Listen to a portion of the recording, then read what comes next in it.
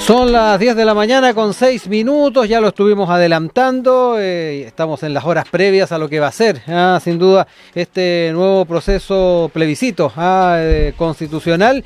Y bueno, es pertinente el poder hacer análisis un poquito más detallados, tal vez no, de lo que son las propuestas o más que nada las decisiones que se van a estar tomando por parte de la ciudadanía.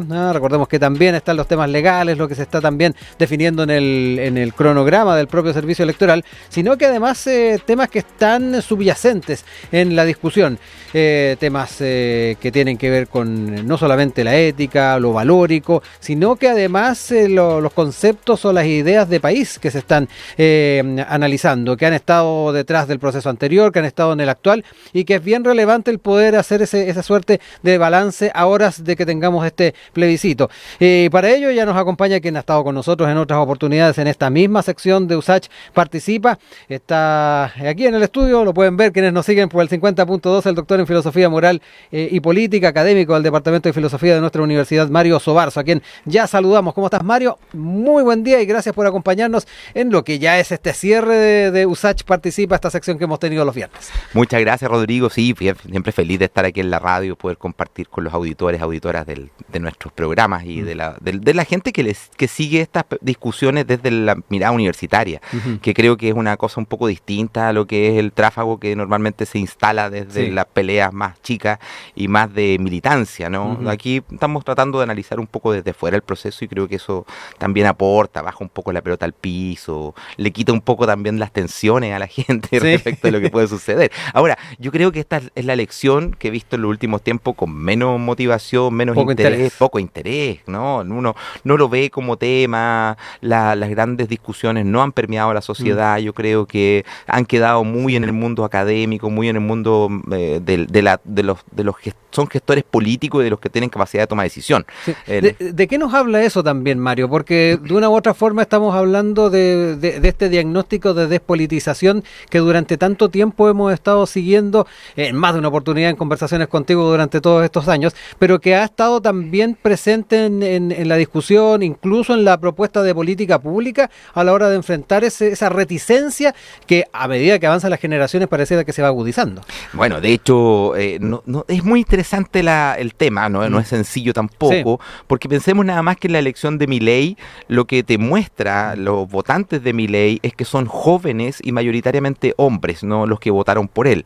Eso es un fenómeno que se está dando a niveles internacionales, no es una cuestión nuestra solamente, el descrédito de la política, la desafección de la política, y es interesante porque las formas en las cuales se enfrenta eso son muy distintas. En el caso justamente de hay una cuestión que es reactiva dentro de lo que es el grupo de los hombres jóvenes que sienten que han sido desplazados de las políticas públicas, que sienten que han sido desplazados justamente por el discurso feminista y que tienen también mucha rabia contra procesos de Estado que no los integran, ¿no? Que es una de las cuestiones más complejas que lo que ocurrió en Argentina.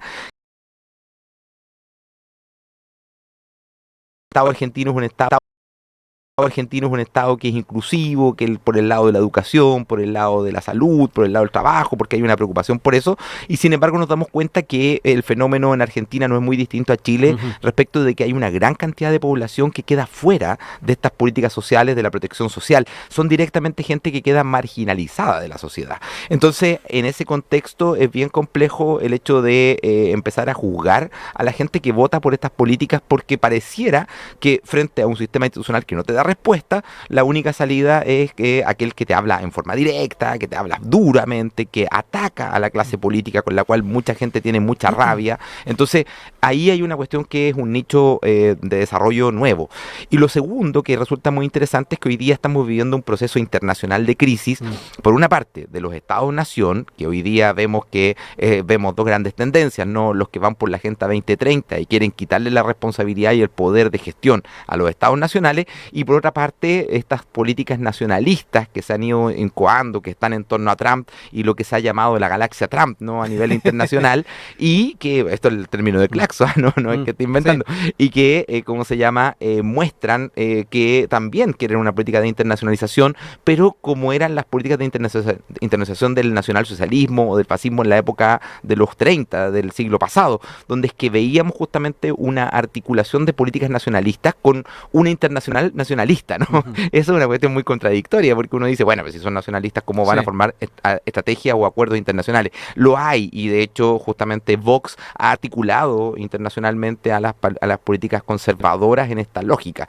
Como digo, hay dos miradas ahí, porque está la política ultraliberal de un Milei, que no tiene nada que ver con las políticas más conservadoras de un Kast o de, ¿cómo se llama?, el Vox en España. Sí. Entonces, pero coinciden, ¿no? Convergen en ciertas cuestiones, en una crítica al orden político, una crítica a la democracia, en una concepción de que las democracias han cedido con respecto a los populismos y que hoy día no tenemos realmente un sistema democrático entendido como la construcción de institucionalidades fuertes, y con el hecho de esto que decía el presidente Lagos, ¿no? Que las instituciones funcionan y hay que respetarlas. Bueno, hoy día parece que a nivel internacional hay una profunda desconfianza con esto, y claramente no, estos dos fenómenos están en contradicción. El Estado-Nación y la democracia hoy día están atravesados por una cantidad de contradicciones extraordinarias. Oye, Mario, cada uno de estos antecedentes, estos datos que nos compartes, ¿cómo también dialogan o conviven con el tema de formar ciudadanías? Que es algo que también hemos hablado en más de una oportunidad y que muchas veces incluso es malentendido. Piensan que puede desembocar en otro tipo de situaciones dependiendo de la ideología que esté en algún estado. ¿Cómo ves también eso? Sí, yo creo que, bueno, exactamente debiera ser lo contrario, ¿no? Porque la ciudadanía lo que nos muestra a lo largo de la historia es que los procesos de ciudadanización tienen que ver con la ampliación de las posibilidades de discusión, con la construcción de mucho más miradas, con la construcción de espacios públicos donde puedan existir debates, etcétera.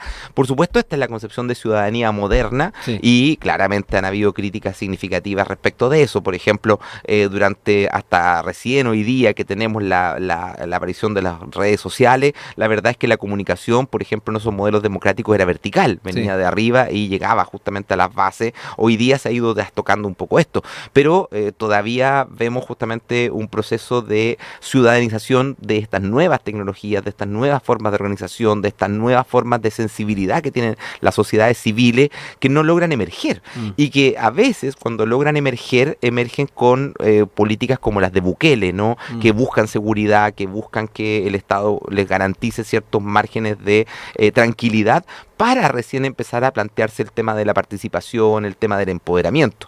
Y esto no es casual, porque hay dos miradas dentro de lo que es la política contemporánea, una mirada mucho más comunitarista que enfatiza en el tema de lo comunitario y la construcción de colectividades, y una mirada más liberal que parte del individuo.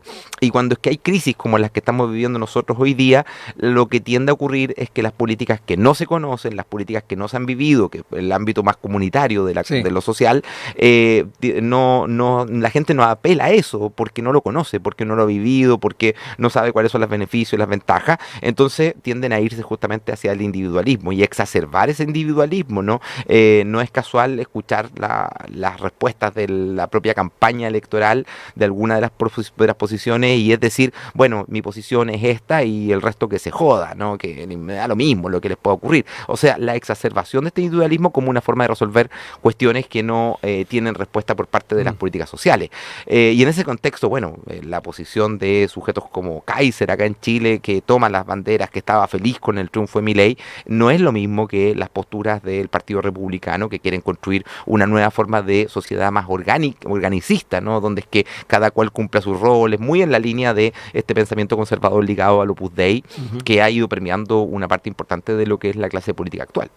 Oye, Mario, centrándonos tal vez en lo más, no sé si político, yo creo que también más tirado en lo jurídico, ¿cómo ves también el grado de aprendizaje que se puede tener desde la perspectiva institucional? Ya lo dijimos, el grado de empatía o de cercanía que generó las distintas campañas que hemos vivido en la ciudadanía ha ido decreciendo. Sin embargo, a nivel institucional, a nivel jurídico, doctrinario, a nivel político, es importante saber si efectivamente esto trae consigo algún grado de aprendizaje a la hora de evaluar efectivamente la forma en que se hace más partícipe a la ciudadanía ciudadanía en tomas de decisiones, a nivel constitucional, pero también en otros ámbitos que de verdad que ha estado de repente bastante alejado. Sí, fíjate que un ejemplo para pensar esto no es más de un ejemplo, pero podemos verlo en todas las áreas de la política pública en este país, tanto en el ámbito de la educación, que podríamos entrarle no como de lleno, pero por ejemplo también en el ámbito de lo medioambiental, también en el ámbito de lo que son las políticas de desarrollo urbano, por ejemplo, que en todas ellas tienen en común, podríamos dar más ejemplos, pero todas ellas tienen en común una mirada muy técnica, por una parte, muy tecnológica respecto de las soluciones y los problemas que hay que enfrentar, pero también muy verticalista respecto a la toma de decisiones. No, en el tema educativo, por ejemplo, los consejos escolares, que fue una de las grandes creaciones de las transformaciones políticas que hizo en el primer gobierno Michelle Bachelet, el incorporar estas instancias de participación. Sin embargo, los consejos escolares son solamente consultivos, lo cual significa que en la práctica el director puede hacer lo que quiera con el colegio, ¿no? Y eso mismo ocurre, por ejemplo, con los procesos de gestión participativa que se crean para los temas medioambientales, o lo mismo sucede en el tema del desarrollo urbano, etcétera. Y eso significa de que, claro, nosotros decimos, tenemos una mejor política pública por la comunicación, y no es casual que el presidente ayer se haya metido en un debate, ¿no?, con los matinales, porque decía, bueno, es que los matinales no muestran lo que son las cosas buenas. La verdad es que desde el punto de vista de la clase política, de esta clase política que está muy desafectada con la sociedad, recordemos la tasa de participación en elecciones como Partido de Revolución Democrática, menos del 10% de la gente vota, etcétera, lo que nosotros vemos, ese grado de desafección, hace que desde el punto de vista de la élite pareciera que la gestión política o que la participación política pasa por los medios de comunicación, pasa por lo que es la aparición pública, etcétera, y la verdad es que para las comunidades locales, para los mismos consejos escolares, para los estudiantes, no les importa tanto eso que le importa a la clase política, sino que les gustaría el poder participar en instancias que sean resolutivas al interior de sus propias comunidades, al interior de sus propias instituciones. Y ahí es donde es que vemos una desafección, una separación muy radical entre esto como medio caricaturesco, ¿no?, que se llama el ñuñoísmo, que insisto, es caricatura, no quiero menoscabar a la gente de Ñuñoa, ni mucho menos, yo también viví en Ñuñoa alguna vez en mi vida, así que no es como contra Ñuñoa, pero que da cuenta, ¿no?, de esta desafección con respecto a lo que sucede en la sociedad, esta concepción de buscar políticas públicas construidas con técnicos, construidas con especialistas, pero que cuando llegamos a los territorios locales la gente los queda mirando y dice, bueno, pero muy bien, le agradezco esto, pero la verdad es que no es lo que necesitábamos, no es lo que andábamos buscando, nosotros queríamos un proceso mucho más participativo, etcétera. Entonces, aún cuando es que salen gobiernos progresistas como se plantea que vienen con otra forma de hacer política, lo que terminamos viendo es que aparecen los casos como democracia viva, porque es obvio, hay una mirada desde lo vertical, desde arriba, desde venir a darle solución a la gente y no empoderarla para que esas soluciones se realicen. Sin la ciudadanía, la base de la ciudadanía moderna es el sujeto empoderado, el sujeto empoderado socialmente, políticamente, culturalmente y en sus comunidades. Eso, el concepto de ciudadanía individualista, de aquel que solo busca salvaguardar sus derechos individuales, es más bien propio del neoliberalismo, y es todo lo contrario, justamente produce desciudadanización. La gente pierde el vínculo con los otros, se encierra en sus casas y por supuesto termina tremendamente temeroso del delincuente, del migrante, de todo lo que sea extraño, porque claro, si yo estoy encerrado y no conozco el mundo exterior, todo me parece sospechoso, todo me parece salvaje, todo me parece peligroso. Sí. En ese sentido, Mario, ¿cuán internalizado está en la idiosincrasia también ese ímpetu o ese interés de ser partícipe del quehacer público, de las soluciones? Porque ahí también nos encontramos con los efectos de la subsidiariedad que de repente uno encuentra a diario. La forma en que efectivamente se está a la expectativa de recibir algo, pero a la hora de pensar de qué modo yo colaboro en esto, de qué modo me involucro en las soluciones, de repente no es el denominador común. No, de hecho, yo creo que eso también es otro fenómeno, ¿no? Por supuesto, uno puede echarle la culpa y puede responsabilizar en lo que corresponde al orden político, a la clase política, que son quienes efectivamente podrían hacer otras cosas.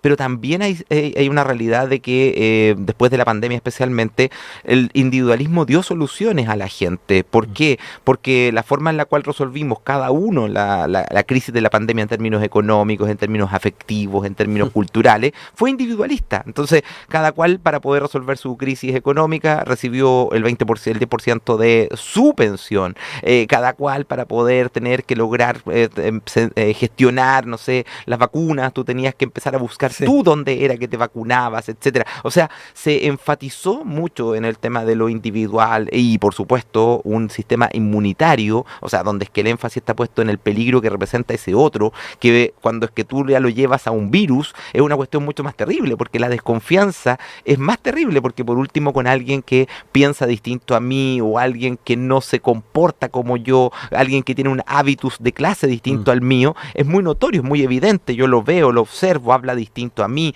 hace marcar ciertas letras, se viste con ropa de una clase que no es la mía, etcétera. Pero en el caso de la desconfianza que puedo tener con respecto a un virus es imposible determinarla, porque salvo que haya síntomas, y muchos eran asintomáticos, el peligro entonces y el temor a lo otro era constante. Y esto por supuesto que abrió una brecha de desconfianza entre los individuos, entre los grupos, entre las personas, e incluso en el transporte, en una serie de cosas, y generó un proceso de ruptura, de quiebre de los vínculos sociales. ¿Cómo se recompone eso? Yo creo que hay un fenómeno que tiene que ver con la sociedad civil, una responsabilidad que tiene que ver con la sociedad civil. Por supuesto, no es echarle toda la culpa a la institucionalidad, pero todavía esta sociedad civil está en búsqueda de cómo guiar a la sociedad, cómo constituirse en forma organizada, porque lo que sucedió justamente después de la derrota constitucional es que del anterior proceso, es que una parte de la población que se sentía empoderada, que se sentía partícipe, se sintió derrotada y abandonó la lisa política y le dejó en el fondo el escenario para jugar solo justamente a las posiciones más conservadoras, las posiciones más neoliberales, y eso es lo que ha ido copando y ha ido recuperando los espacios. De hecho, no es menor que justamente hayan vuelto los reality shows, hayan vuelto una serie de fenómenos culturales que están ligados justamente a esta cultura de masa, mucho más ligada a lo que Guy Debord llama la sociedad del espectáculo, más que a un proceso de resudanización de la sociedad, que ocurrió fuerte después del estallido. Recordemos lo que eran las asambleas, recordemos lo que eran las participaciones en actividades, las miles de personas reunidas para hacer los bailes de las tesis, etcétera.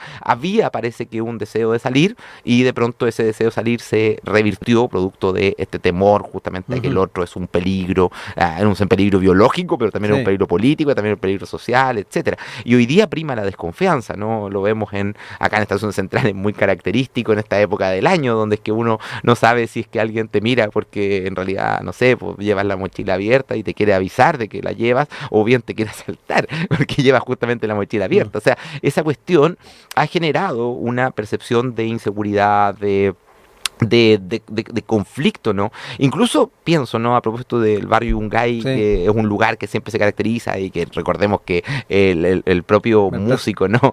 Mauricio Redolé hizo la canción al barrio Yungay, donde es que se comprometió. Hoy día tiene conflictos con un centro cultural, y una de las cuestiones que decía un representante es que si un centro cultural tiene conflictos con sus vecinos, no está cumpliendo su rol. Y eso es interesante, porque hoy día vemos cómo pueden existir centros culturales que lo que les importa es visibilizarse solo a sí mismos, visibilizar solo su identidad, y poca relación con las comunidades que están alrededor del lugar, etcétera.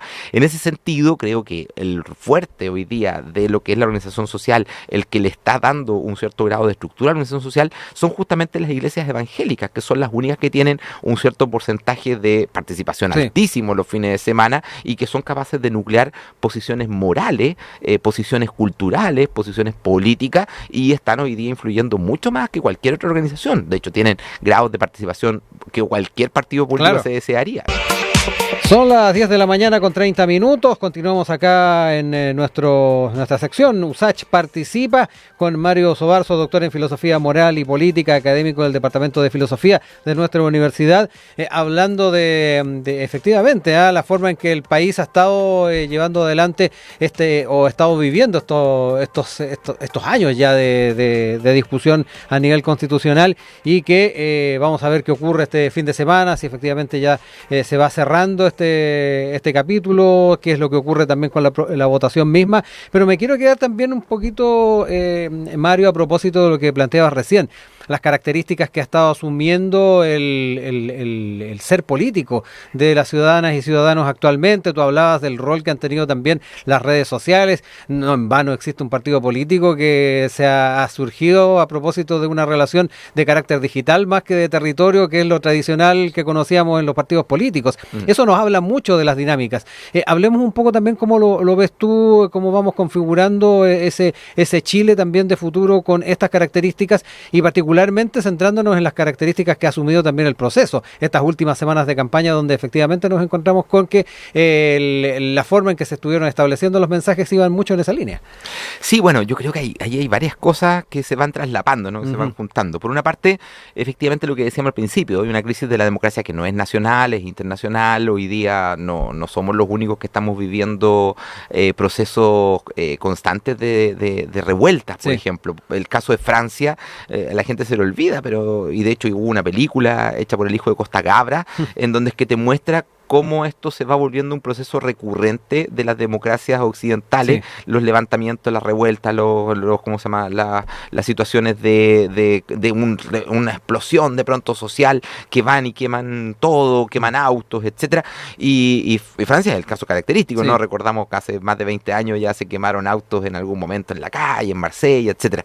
Bueno, Chile yo creo que va por un fenómeno semejante en la medida que la clase política hoy por hoy no tiene capacidad de gestión para dirigir a la sociedad. O sea, no hay ningún grupo a nivel social que esté en condiciones de decir, nosotros nos echamos al hombro en el fondo el grupo social y somos capaces de dar propuestas, somos capaces de dirigir, somos capaces de conformar una nueva moral, ¿no?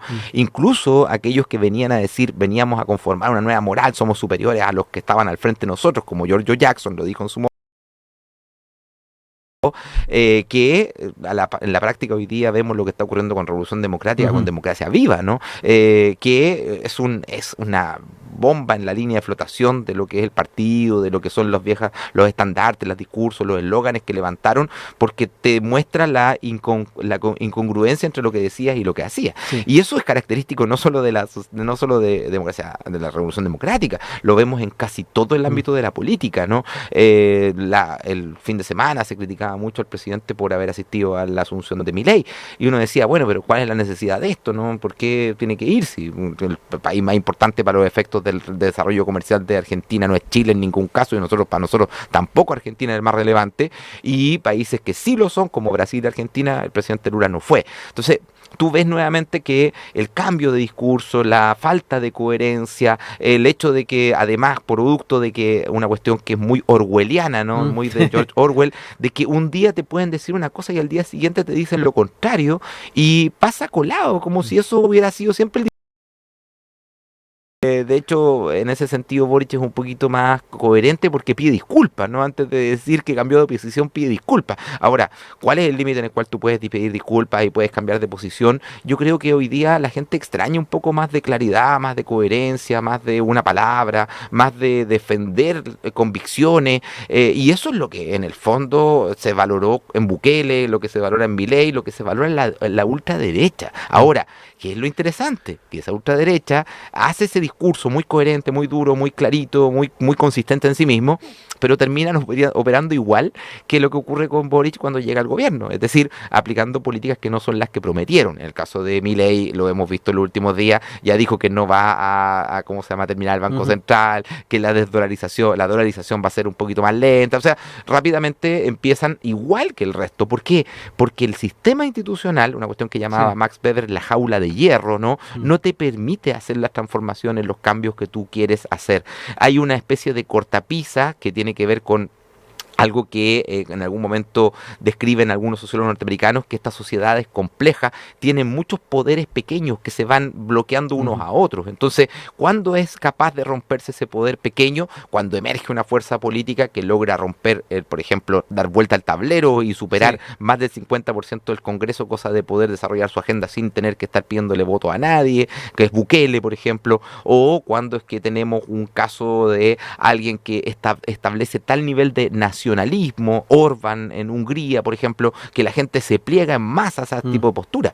En la izquierda, la verdad, y en las posiciones más comunitaristas, socialdemócratas, esto hay una cierta sensación de culpa de hacer ese tipo de cosas. Sí, que están las ideologías de por medio, que yo creo que eso también es un gran obstáculo de repente para, desde una perspectiva positiva y negativa, absorber muchos de esos elementos. Es que claro, además ese es un problema, porque tampoco está claro qué es una ideología hoy día de izquierda, ¿no? Claro. Porque hoy por hoy uno puede decir, bueno, una ideología de izquierda de pronto aparece defendiendo la justicia social, y resulta que eso es una bandera que era de la socialdemocracia, no tiene poco que ver con las banderas de empoderamiento de la política social y económica de un país que es propio de las izquierdas más tradicionales, o tiene poco que ver con el discurso feminista, ¿no? Yo pongo el ejemplo a propósito de la elección, de que ha salido mucho en este próximo plebiscito, ¿no? El tema de que las mujeres pierden, pero ¿cuánta responsabilidad tuvo, por ejemplo, el movimiento feminista cuando es que para el día 8 de marzo del año 2020 dijo que tenía que ser una marcha separatista? Entonces, claro, construimos un grupo segregado, separado, diferenciado del resto de la sociedad, pero resulta que cuando es que llegamos a situaciones como las discusiones constitucionales, nos damos cuenta que estamos todos bajo el paraguas y que nos va a afectar igual a todos, porque la verdad es que el tema de que solo las mujeres van a ser perjudicados, por ejemplo, si es que, porque además esto es una cuestión que dicen, no, la presidenta Bachelet miente, se dice que van a perder los derechos de las mujeres al aborto, porque eso depende de un tema legal. Bueno, pero en Chile sabemos de que los temas legales es una cuestión que puede cambiarte de un día para otro las condiciones y pueden terminar afectándote a cuestiones que ya estaban tramitadas. El caso de la ley Naín Ratamal, que liberó a gente que ya estaba sancionada, demuestra que la ley efectivamente no es una garantía de confianza de que esto no vaya a suceder. Entonces, cuando te dicen cosas como esa, lo que tú te encuentras es que el caso de la afección por ejemplo, las limitaciones en el aborto, no es solamente una afección a las mujeres, es una afección a la sociedad, porque están limitando derechos que estaban adquiridos y que en algún sentido ampliaban las libertades de la sociedad, no solo de las mujeres. Yo creo que eso es una característica hoy día de un discurso de izquierda medio posmoderno que tiende a construir identidades, que tiende a defender particularismos, que tiende a encerrarse en su rincón, a pelear contra el mundo, y resulta que no construye discursos universales, no construye discursos que trasciendan el grupo al cual estás hablando,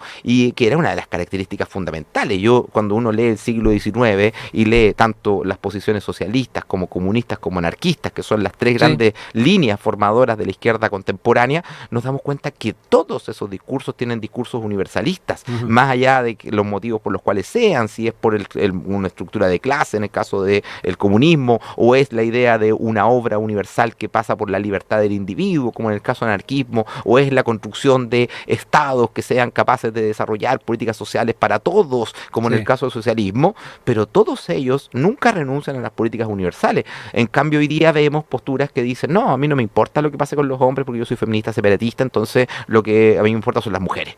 Y tú dices, bueno, ¿cuál es la posibilidad que tiene esto de construir un discurso mayor que salga del grupo, que logre permear, que la gente se sienta identificada? Es más, te das cuenta que ni las mujeres se identifican con eso, de hecho no votan por las posturas de ese tipo y terminan perdiendo frente a veces a posturas de mujeres que son mucho más conservadoras, mucho más tradicionalistas. ¿Por qué? Porque son discursos que no entran en contacto con la sintonía de la sociedad. Yo creo que hoy día la sociedad chilena y toda la sociedad a nivel mundial está muy huérfana de perspectivas que les permitan mirar una salida, mirar una solución, pero que no sea para mi grupo, sino que sea una sociedad que englobe, que plantee una perspectiva donde que cualquiera se pueda sentir interpelado e interpretado por las políticas que se van a desarrollar. Bueno, grandes temas que de seguro vamos a seguir comentando, que hoy lo hicimos la bajada a propósito de lo que hemos estado viviendo en estos últimos meses, estos últimos años.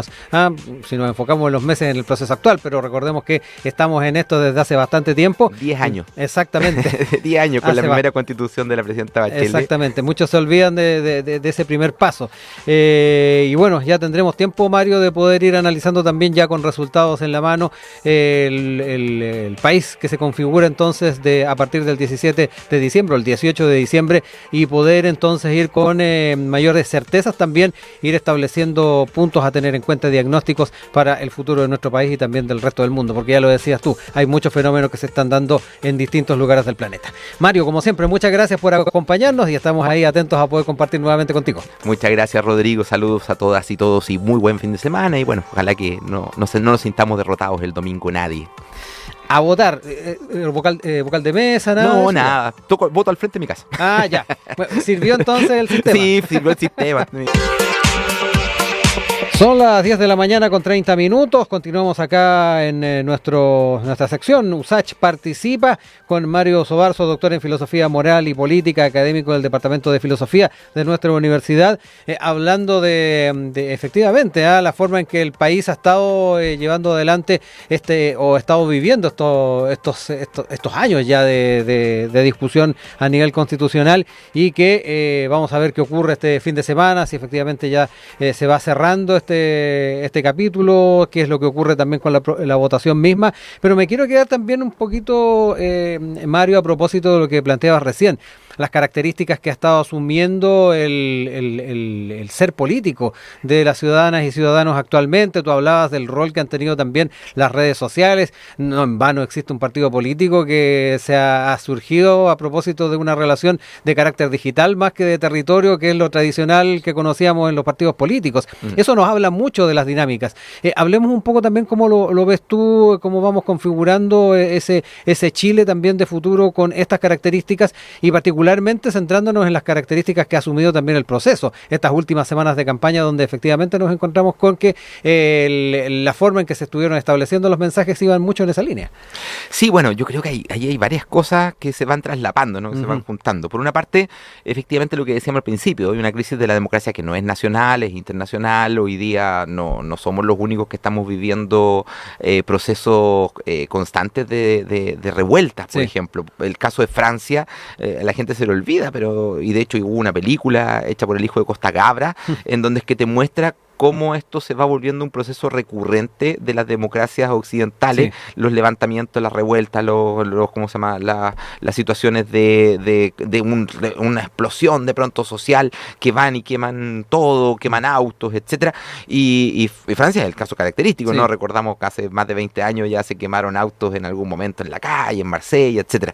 Bueno, Chile yo creo que va por un fenómeno semejante en la medida que la clase política hoy por hoy no tiene capacidad de gestión para dirigir a la sociedad. O sea, no hay ningún grupo a nivel social que esté en condiciones de decir nosotros nos echamos al hombro en el fondo el grupo social y somos capaces de dar propuestas, somos capaces de dirigir, somos capaces de conformar una nueva moral, ¿no? Incluso aquellos que venían a decir veníamos a conformar una nueva moral, somos superiores a los que estaban al frente de nosotros, como Giorgio Jackson lo dijo en su momento, que en la práctica hoy día vemos lo que está ocurriendo con Revolución Democrática, con Democracia Viva, ¿no? Que es una bomba en la línea de flotación de lo que es el partido, de lo que son los estandartes, los discursos, los eslóganes que levantaron, porque te muestra la incongruencia entre lo que decías y lo que hacías. Y eso es característico no solo de democracia, de la Revolución Democrática, lo vemos en casi todo el ámbito de la política, ¿no? El fin de semana se criticaba mucho al presidente por haber asistido a la asunción de Milei, y uno decía, bueno, pero ¿cuál es la necesidad de esto, no? ¿Por qué tiene que ir? Si el país más importante para los efectos del desarrollo comercial de Argentina no es Chile en ningún caso, y para nosotros tampoco Argentina es el más relevante, y países que sí lo son, como Brasil y Argentina, el presidente Lula no fue. Entonces, tú ves nuevamente que el cambio de discurso, la falta de coherencia, el hecho de que además, producto de que una cuestión que es muy orwelliana, ¿no? Muy de George Orwell, de que un día te pueden decir una cosa y al día siguiente te dicen lo contrario, y pasa colado, como si eso hubiera sido siempre el. De hecho, en ese sentido, Boric es un poquito más coherente porque pide disculpas, ¿no? Antes de decir que cambió de posición, pide disculpas. Ahora, ¿cuál es el límite en el cual tú puedes pedir disculpas y puedes cambiar de posición? Yo creo que hoy día la gente extraña un poco más de claridad, más de coherencia, más de una palabra, más de defender convicciones, y eso es lo que en el fondo se valoró en Bukele, lo que se valora en Milei, lo que se valora en la ultraderecha. Ahora, ¿qué es lo interesante? Que esa ultraderecha hace ese discurso discurso muy coherente, muy duro, muy clarito, muy consistente en sí mismo, pero terminan operando igual que lo que ocurre con Boric cuando llega al gobierno, es decir, aplicando políticas que no son las que prometieron. En el caso de Milei, lo hemos visto en los últimos días, ya dijo que no va a ¿cómo se llama?, terminar el Banco Central, que la dolarización va a ser un poquito más lenta, o sea, rápidamente empiezan igual que el resto. ¿Por qué? Porque el sistema institucional, una cuestión que llamaba Max Weber la jaula de hierro, ¿no? No te permite hacer las transformaciones, los cambios que tú quieres hacer. Hay una especie de cortapisa que tiene que ver con algo que en algún momento describen algunos sociólogos norteamericanos, que esta sociedad es compleja, tiene muchos poderes pequeños que se van bloqueando unos a otros. Entonces, ¿cuándo es capaz de romperse ese poder pequeño? Cuando emerge una fuerza política que logra romper, por ejemplo, dar vuelta al tablero y superar más del 50% del Congreso, cosa de poder desarrollar su agenda sin tener que estar pidiéndole voto a nadie, que es Bukele, por ejemplo, o cuando es que tenemos un caso de alguien que establece tal nivel de nacionalismo, Orbán en Hungría, por ejemplo, que la gente se pliega en masa a ese tipo de postura. En la izquierda, la verdad, y en las posiciones más comunitaristas, socialdemócratas, esto hay una cierta sensación de culpa de hacer ese tipo de cosas. Sí, es que están las ideologías de por medio, que yo creo que eso también es un gran obstáculo de repente para, desde una perspectiva positiva y negativa, absorber muchos de esos elementos. Es que claro, además ese es un problema, porque tampoco está claro qué es una ideología hoy día de izquierda, ¿no? Claro. Porque hoy por hoy uno puede decir, bueno, una ideología de izquierda de pronto aparece defendiendo la justicia social. Y resulta que eso es una bandera que era de la socialdemocracia, no tiene poco que ver con las banderas de empoderamiento de la política social y económica de un país que es propio de las izquierdas más tradicionales, o tiene poco que ver con el discurso feminista, ¿no? Yo pongo el ejemplo a propósito de la elección, de que ha salido mucho en este próximo plebiscito, ¿no? El tema de que las mujeres pierden, pero ¿cuánta responsabilidad tuvo, por ejemplo, el movimiento feminista cuando es que para el día 8 de marzo del año 2020 dijo que tenía que ser una marcha separatista? Entonces, claro, construimos un grupo segregado, separado, diferenciado del resto de la sociedad, pero resulta que cuando es que llegamos a situaciones como las discusiones constitucionales, nos damos cuenta que estamos todos bajo el paraguas y que nos va a afectar igual a todos, porque la verdad es que el tema de que solo las mujeres van a ser perjudicadas, por ejemplo, si es que porque además esto es una cuestión que dicen, no, la presidenta Bachelet miente, se dice que van a perder los derechos de las mujeres al aborto, porque eso depende de un tema legal.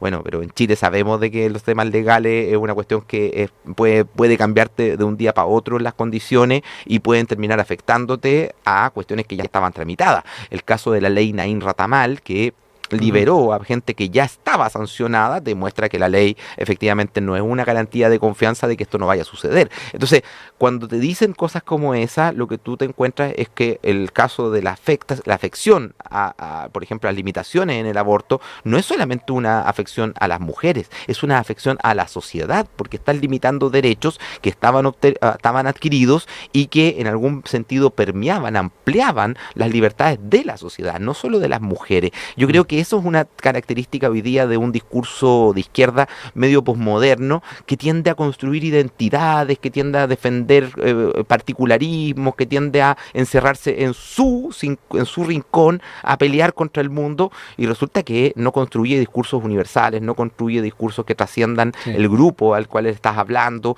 y que era una de las características fundamentales. Cuando uno lee el siglo XIX y lee tanto las posiciones socialistas como comunistas como anarquistas, que son las tres grandes líneas formadoras de la izquierda contemporánea, nos damos cuenta que todos esos discursos tienen discursos universalistas, más allá de los motivos por los cuales sean, si es por una estructura de clase en el caso del comunismo, o es la idea de una obra universal que pasa por la libertad del individuo, como en el caso del anarquismo, o es la construcción de estados que sean capaces de desarrollar políticas sociales para todos, como en el caso del socialismo, pero todos ellos nunca renuncian a las políticas universales. En cambio, hoy día vemos posturas que dicen, no, a mí no me importa lo que pase con los hombres porque yo soy feminista separatista, entonces lo que a mí me importa son las mujeres. Y tú dices, bueno, ¿cuál es la posibilidad que tiene esto de construir un discurso mayor que salga del grupo, que logre permear, que la gente se sienta identificada? Es más, te das cuenta que ni las mujeres se identifican con eso, de hecho no votan por las posturas de ese tipo y terminan perdiendo frente a veces a posturas de mujeres que son mucho más conservadoras, mucho más tradicionalistas. ¿Por qué? Porque son discursos que no entran en contacto con la sintonía de la sociedad. Yo Yo creo que hoy día la sociedad chilena y toda la sociedad a nivel mundial están muy huérfanas de perspectivas que les permitan mirar una salida, mirar una solución, pero que no sea para mi grupo, sino que sea una sociedad que englobe, que plantee una perspectiva donde que cualquiera se pueda sentir interpelado e interpretado por las políticas que se van a desarrollar.